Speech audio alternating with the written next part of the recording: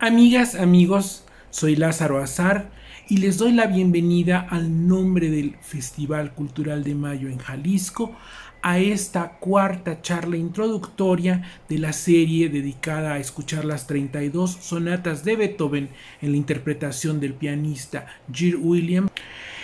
Para esta velada vamos a tener 3 sonatas.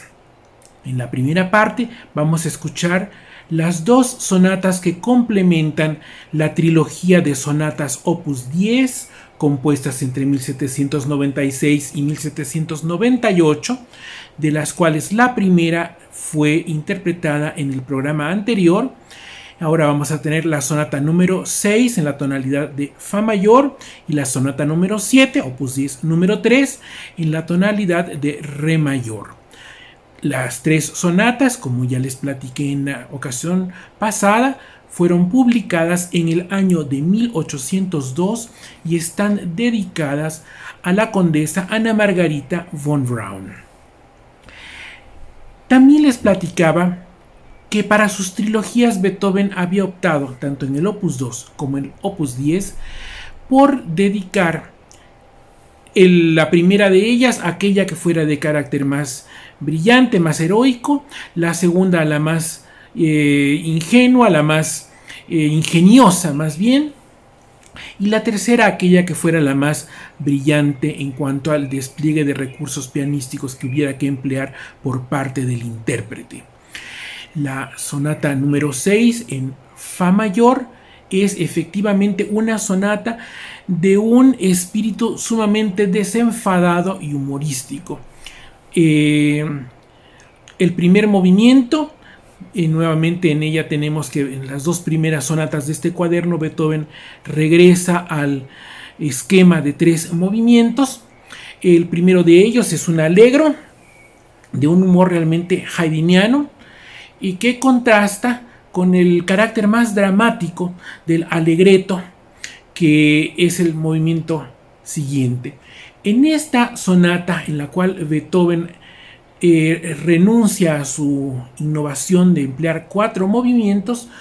cuando vuelve a los 3 lo hace omitiendo el movimiento lento. Así que tenemos, como les decía, el allegro inicial, luego un allegretto y el movimiento conclusivo, que es un presto, que es tal vez el más divertido, el más humoroso de los movimientos de esta trilogía de sonatas,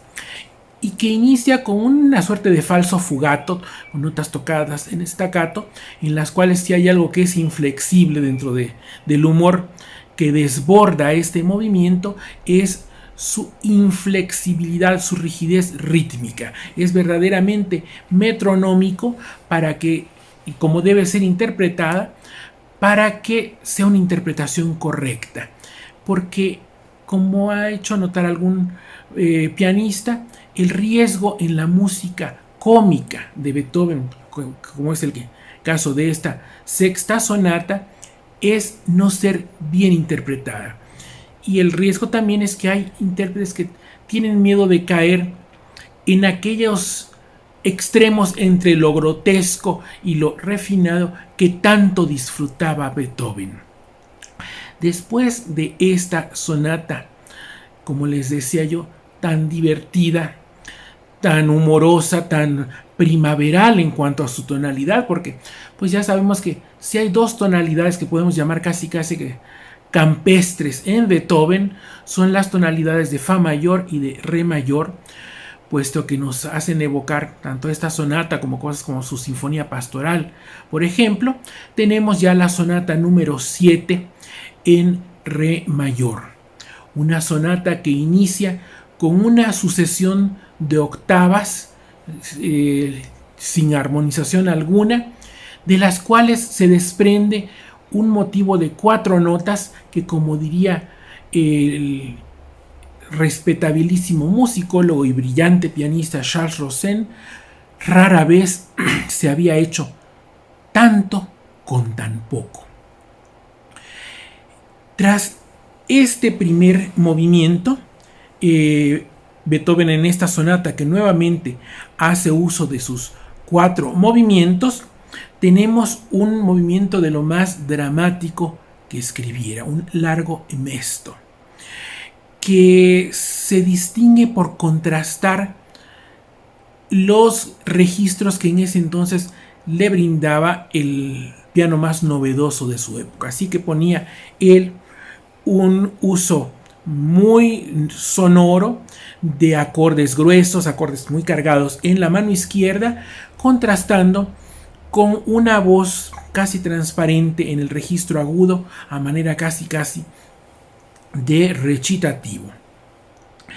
Tras esta novedosa manera de hacer sonar su instrumento, tenemos un minueto sumamente delicado, transparente, que contrasta con este movimiento tan dramático, como preludio al final, que es un rondó allegro, en el cual tenemos el más claro ejemplo de que la música puede ser objeto de las más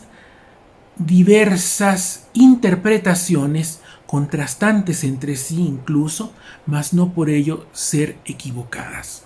Y esto lo digo porque este movimiento que concluye la séptima sonata de Beethoven ha sido descrito por pianistas tan afamados como Edwin Fischer como un movimiento sumamente humorístico, y en contraste otro gran beethoveniano, Claudio Arrau, dijo que este movimiento no era sino un lamento que surgía del movimiento lento de esta misma sonata. De una manera mucho más conciliadora, Wilhelm Kempff señala que este movimiento no es sino una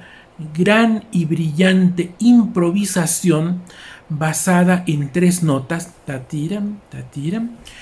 que reserva una gran sorpresa al final del movimiento, cuando ya en la coda estas 3 notas son interpretadas, son ejecutadas de una manera invertida, para finalizar este movimiento con un desvanecimiento de la música genial. Nos deja con el misterio, así como esa introducción evoca mucho la introducción de las oberturas bufas. El final nos deja como si fuera una ópera, con el misterio de ¿y qué pasó entonces? Después de completar la trilogía de las sonatas Opus 10, iniciado con la primera de ellas en el tercer recital de esta serie, el cuarto programa se corona con la obra más monumental de cuantas escribiera Beethoven para su instrumento. La sonata número 29, escrita en la tonalidad de si bemol mayor, compuesta entre los años de 1817 y 1818 y publicada al año siguiente, en 1819, por Artaria, con la dedicatoria al archiduque Rodolfo de Austria. Conocida como sonata Hammerklavier, o sea, literalmente para el piano de martillos, estaba pensada en este instrumento novedoso que le permitía ya a Beethoven abordar su instrumento de una manera realmente percutida, y es de esa manera percutiva y agresiva que podemos decir que se distingue el primer movimiento. De esta sonata tenemos también que se han dicho muchas cosas muy tremendas, muchas de ellas. Uno de los grandes pianistas del siglo XX, Glenn Gould, cuando le preguntaron su opinión de esta sonata, dijo: "Guácalas, pero si es la cosa más antipianística que podría haber, es antimusical, es larguísima, es soporífera y todo", pero también ha sido objeto de grandes elogios que fueron llegando con el tiempo. De hecho, el propio Beethoven era consciente de que esta era una obra sumamente demandante y adelantada en mucho a su época.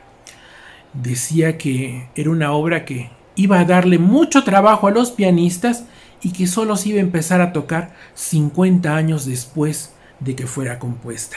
No se equivocó, porque realmente los primeros pianistas que le echaron mano en serio fueron nada menos que Franz Liszt, Clara Schumann y Hans von Bülow, que le incorporaron en sus repertorios ya hacia finales del siglo XIX. Lo curioso es que fue precisamente Hans von Bülow, quien tenía fama de interpretar de memoria toda la música de Beethoven, quien dijo algunos de los comentarios más duros que se hayan dicho sobre esta sonata. Él daba una serie de masterclasses a las cuales concurrió uno de los pianistas más afamados que haya dado Portugal, José Viana da Mota, quien en su diario de aquellas clases, correspondiente al día 26 de mayo de 1887, cuenta que en una ocasión un alumno iba a tocar esta sonata y antes de hacerlo, von Bülow hizo toda una perorata en la que más o menos decía que se había puesto muy de moda que para debutar los pianistas estuvieran eligiendo las últimas sonatas de Beethoven, lo cual constituía un error. Que él, aunque tocaba estas sonatas, procuraba no hacerlo en público en consideración de las damas y los caballeros presentes en las salas, porque no estaban capacitados para entender esta música. Pero que si insistían los pianistas en tocar estas sonatas y tenían el atrevimiento de abordar la sonata Hammerklavier, más les valía omitir el movimiento lento, porque corrían el riesgo de que la gente les dijera que se habían aburrido mucho. Otro de los que asistieron a las clases de Hans von Bülow, Theodor Pfeiffer, también reseña que en una ocasión diferente a la narrada por José Viana da Mota, un joven pretendió tocar la sonata Hammerklavier y se lanzó a hacerlo. Hizo el primer movimiento, tocó el segundo, el scherzo, que es uno de los scherzos más breves de todos los que escribió Beethoven, y antes de iniciar el primer compás de ese monumental adagio, que es tal vez de los más largos que se hayan escrito para el piano por Beethoven, si no es que el más largo de todos, von Bülow lo paró en seco y le dijo: jovencito, hágame el favor de omitir ese movimiento. Es usted demasiado joven para entenderlo. Afortunadamente, nuestros oídos han madurado y nuestra capacidad de disfrutar la música ha madurado con ello. Y esta sonata hoy día es justipreciada como uno de los grandes monumentos de la literatura pianística en la historia, en la cultura occidental. Sobre ella, Jeremy Sipman escribió que se trataba de uno de los dramas más grandes que jamás se hubieran escrito para cualquier medio. Y decía que en él se reflejaba la marcha imparable de Beethoven hacia el romanticismo, y que era un edificio impresionante en 4 movimientos de una concentración y complejidad musicales desconocidas hasta entonces, y que causaron auténtica sorpresa tanto entre el público y la crítica, como el pavor entre los pianistas que pretendían abordarla. Tengo algunas citas más que sean de cosas que se han dicho sobre esta obra maravillosa, y es que se señala mucho el carácter agresivo y percutivo del primer movimiento, que es de tono heroico y que sirviera un poco de modelo en cuanto a su patrón rítmico para la primera sonata para piano que compuso Johannes Brahms, la sonata en do mayor opus 1. Se habla mucho de la vitalidad de su brevísimo scherzo y de su adagio sostenuto, appassionato e con molto sentimento, escrito en forma sonata, se dice que alcanza algunas alturas expresivas inmarcesibles. También David Duval, uno de los grandes conocedores de la literatura pianística,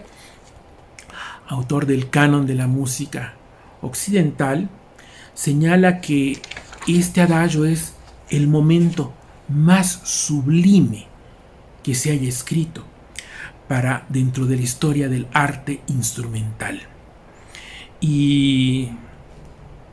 otros pianistas, otros musicólogos, otros investigadores han dicho algunas otras cosas que, como verán, estoy viendo mi acordeón para no meter la pata y decirlas lo más fielmente posible, que es lo menos que merece una obra de este calado. El pianista o el estudioso que separó la música de Beethoven en 3 periodos, que fue Wilhelm von Lenz, decía que este movimiento lento era un mausoleo al sufrimiento colectivo, y señalaba la rareza de que se encuentra en la tonalidad de fa sostenido menor, una tonalidad que, salvo el movimiento lento de un cuarteto de